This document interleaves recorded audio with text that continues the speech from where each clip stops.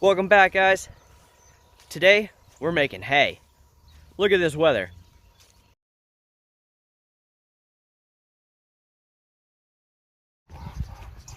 My dad's over on my property mowing.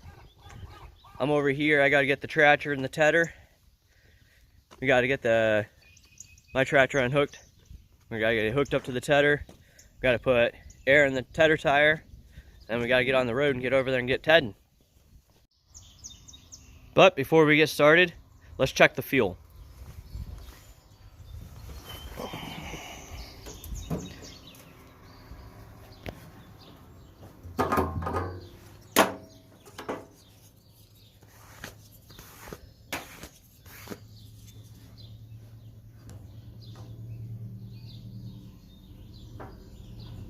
Oh, she feels full. Oh yeah, about half tank.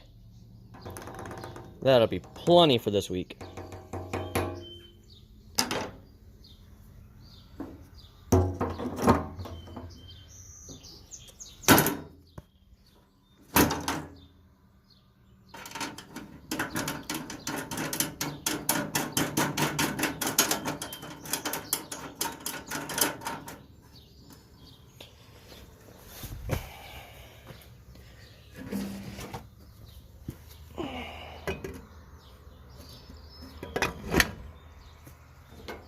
Alrighty, let's get this thing unhooked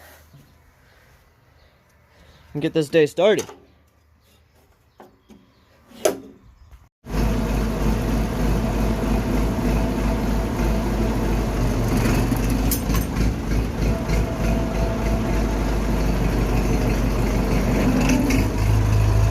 Step one complete. Now on to the tedder. We got the tedder! Let's get some air in that tire.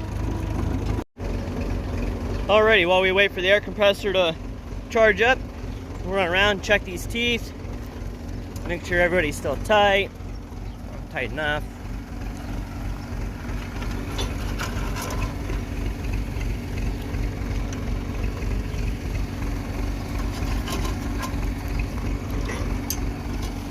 A lot of these don't get real tight anymore because it's old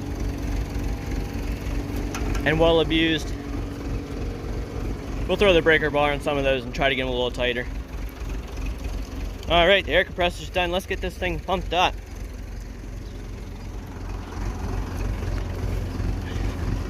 Thankfully it's got a tube in it, because that would not be fun to reset. Let's see what we got. Oh yeah, here it goes.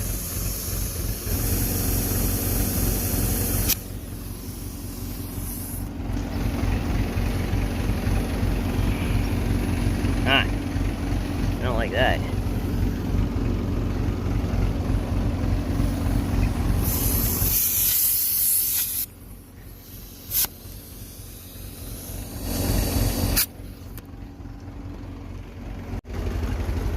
Alrighty, new plan.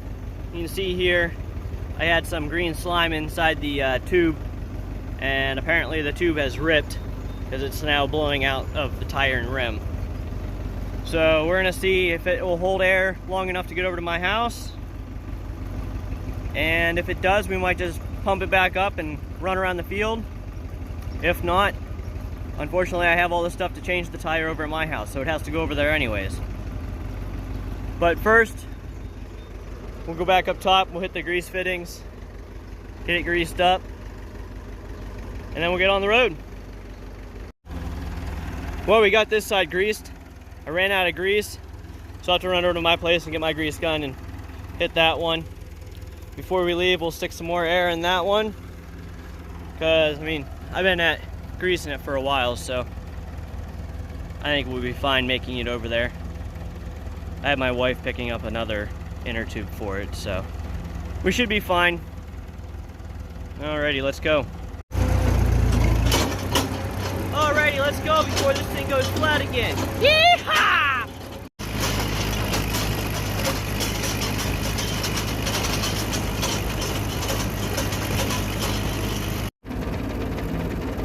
I almost made it, guys, but it's too flat to continue, so I have my sister coming with an air compressor. We'll get her pumped up and get her over to the house.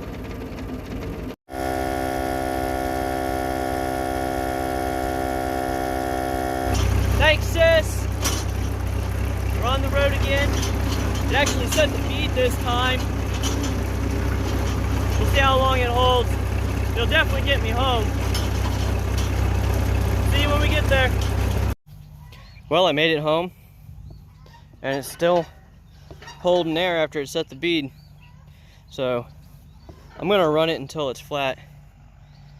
I went around and did grease that one, and then I also greased the PTO on both ends. So we should be good to go. Plus, I've only killed an hour and Dad's still mowing, so we're not terribly far behind. Okay, now we need to set the height on these spinners so that they're in the grass so they can catch it and spin it. Actually, go that way. But it's got this handle here. You just crank it down. Maybe. A little rusty. Wow.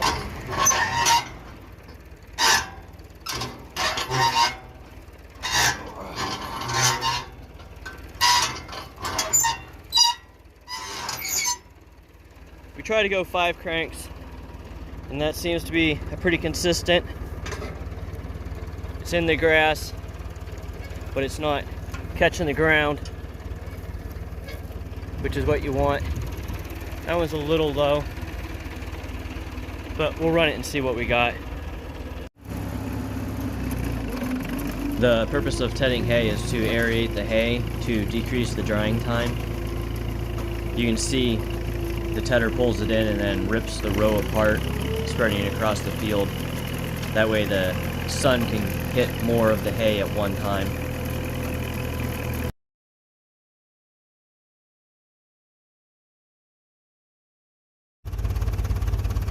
So, tedding the first time isn't bad. You just take your tire and you keep it in this track with no grass in it. Each track gets its own pass.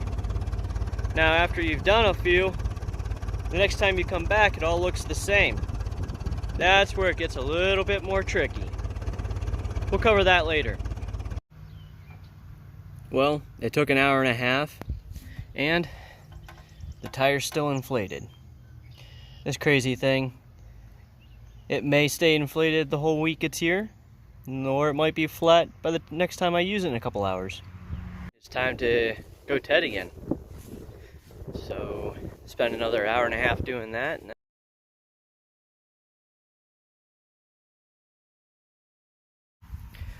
Well, I got it tedded the second time.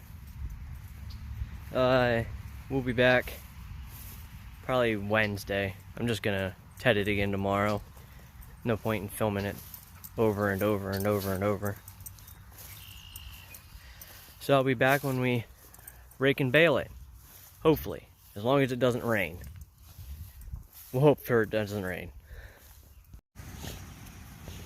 Well, it almost got rained on last night. It rained over there, which is only about maybe 1.5 miles, 2 miles. Well, we're back. It's Tuesday morning. The tire's still inflated.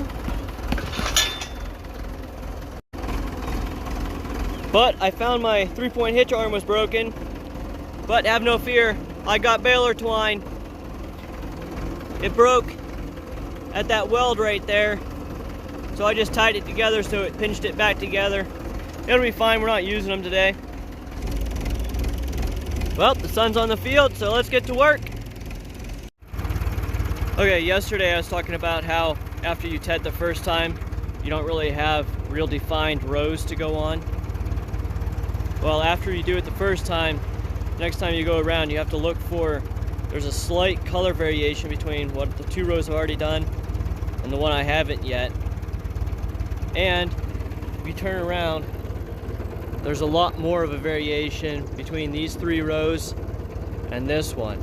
So you just watch the last one you did, make sure you're not crossing over it, and then line it up with what's in front of you with this row right here. At least that's how I do it with a single row tedder. I've never ran anything bigger, so I'm not sure about that one. I mean, you just got to count your rows and line it up. Well guys, we made it to day 3. The hay's really close, if it's not ready already. We're gonna go knock the dew off of it and get it standing up so when the sun pops out, it can cook a little bit longer. Then a little bit later, we'll go get the rake and the wagons and the baler, and we'll get this put in today.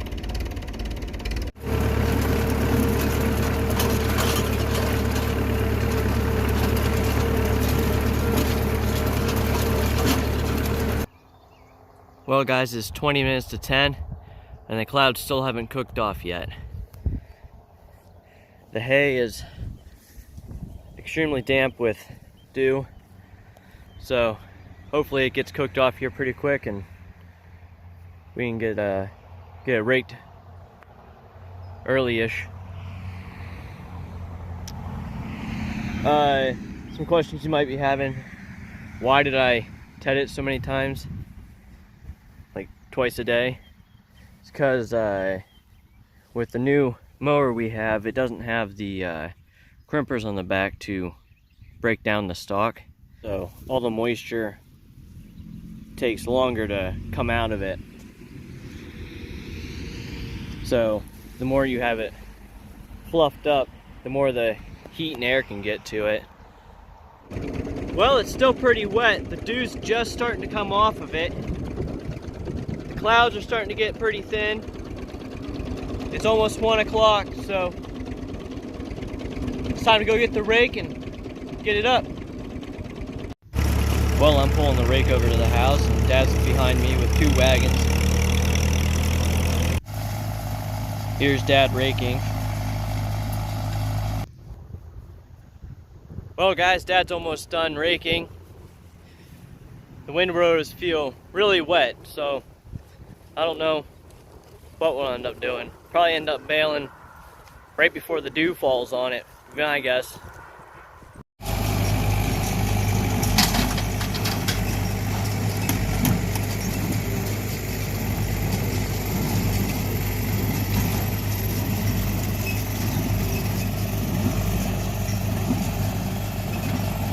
Dry just in time to make great hay.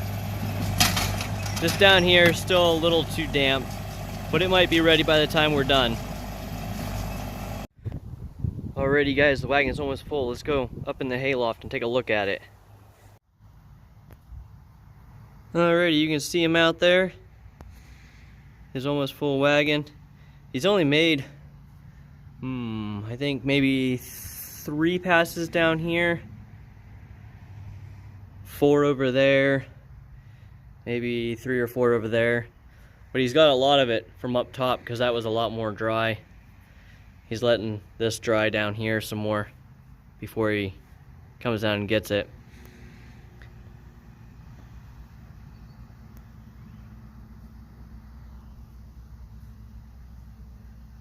But it won't be long and we'll be unloading it.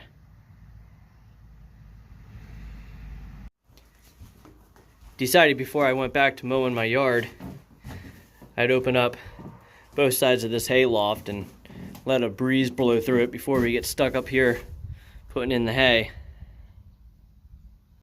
Wagon 1 full, wagon 2 on the go. Help has arrived and now it's time to put it in the barn.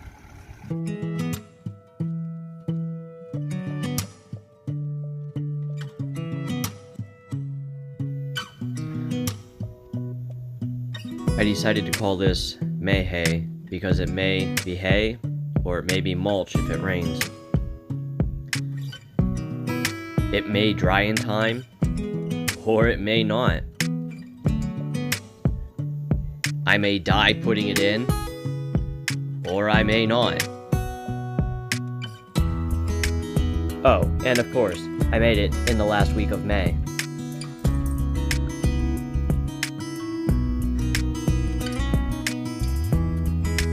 want to thank you guys for watching this video. If you liked it, give it a thumbs up.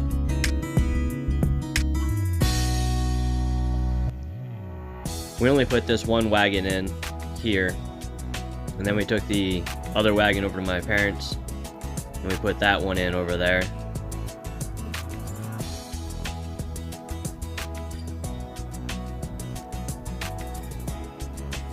Again, thanks for watching and have a great day.